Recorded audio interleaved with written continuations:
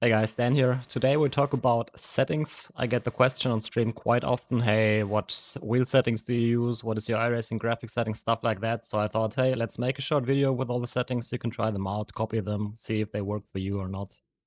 And yeah, I have all the settings also on my Discord. Link in the description below if you want to join that. Very nice community there if you want to chat about sim racing or anything. Feel free to join, but let's get into the settings, right? Okay, so first of all, True Drive settings, Simucube 2. This is my profile. I basically use the same profile in all the games. This is called iRacing, but I still use it for ACC, for R-Factor. I'm sure there are better profiles available for these games, but since this is my main game, yeah. So overall strength is set to 100%. That means 25 Newton meters. Steering range 900 degrees. It does not really have a big impact if you use 900 or 1080 here. It gets calibrated within iRacing anyway, so whatever. Bump stop feel, soft, bump stop range 900 degrees.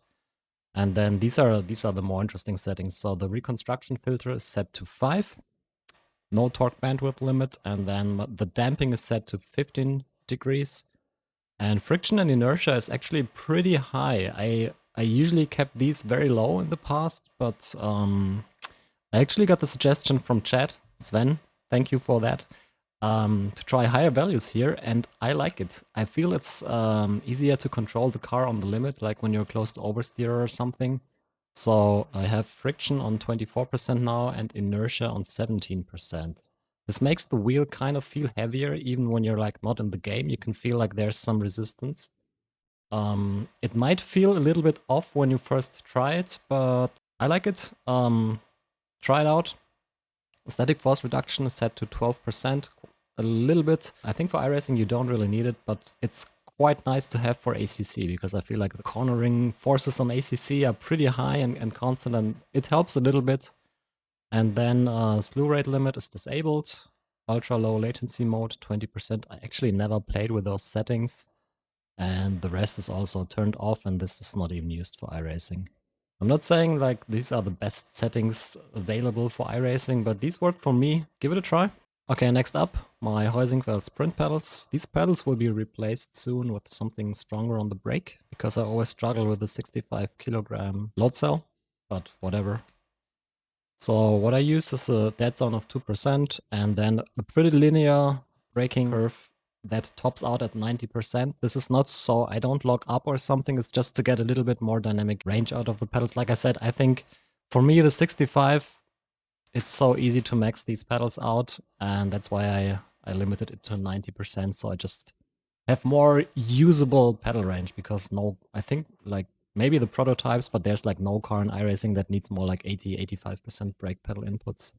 So this is why I'm using this. And then the clutch, whatever, and the throttle is set to like slightly non-linear curve. Works well for me. Give it a try. I'll post a screenshot of this on my Discord as well. But yeah, let's get into the game. Alright, in game, let's go to the options. You can see the wheel range is set to 900 degrees as well. A little tip here, especially in the McLaren, if you struggle with the sensitivity of the steering, turn this slider slightly down towards 650 or so. Makes the McLaren easier to drive. Brakes force factor 0. If you're on the load cell brakes, make sure this is set to 0. Either your braking might be super weird, then obviously force feedback is enabled in linear mode because it's a direct drive. Reduce force when parked. You can check this, you can uncheck this, doesn't really matter to be honest. And then these two should be set to 0 as well in-game. And the wheel force is the maximum available force of your wheelbase. So in this case, Simucube 2 Pro is 25 Newton meters. And the max force, I usually have this around 50. If you think about it, it kind of doesn't really make sense, right? The base can do 25 and the max force is 50, but it's basically, if I set this to 25, I would have 100% force feedback. 50 would mean about 50% force feedback, so that's what I'm using here. Shifting 8 is set to just the anti-stall clutch, and then I have auto tear off and wipers enabled. I never noticed that, to be honest. But yeah, graphic settings are these. They are pretty much maxed out. I have a few things turned down, like the crowds and pit objects. Sky and clouds are set to medium. 2-pass trees is disabled. Work actually made a really good video about these graphic settings, like what is the performance impact, what is the impacts on the visuals. I'll link the video in the description below, so make sure to check that one out. But yeah, these are pretty much my settings here. This is maxed out because if I turn this down, sometimes the textures wouldn't load properly. I use an FOV of nearly 160 degrees, SPS, SMP, multi-projection, everything is enabled. And then the angle between the screens is 60 degrees. Only works with SMP on the newest 3000 series cards and maybe on the 2000s, I'm not sure. No full screen mode. No borders. As for the sound settings, I turned down the crash sounds and the wind sounds because I feel like they are just a little bit annoying and I never crash.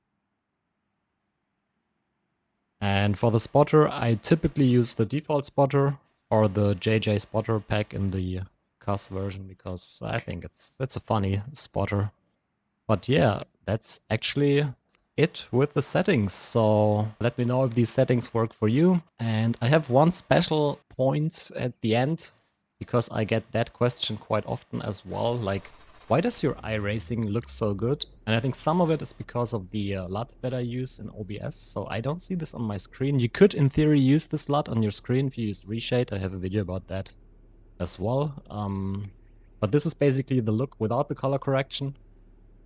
And if I turn it on, this is how it looks. So it's a little more contrast. Yeah, it's super helpful to have the microphone directly in front of the wheel, right? So let me toggle this off and on. If you like it, I'll upload the file on my Discord so you can download it there and then use it in your OBS or even like on your screen. I never really felt the need to use it on my screen because I think it looks good enough, but yeah.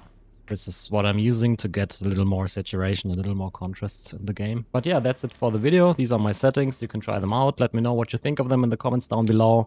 Maybe like the video or consider subscribing to the channel. And see you in the next one. Bye bye.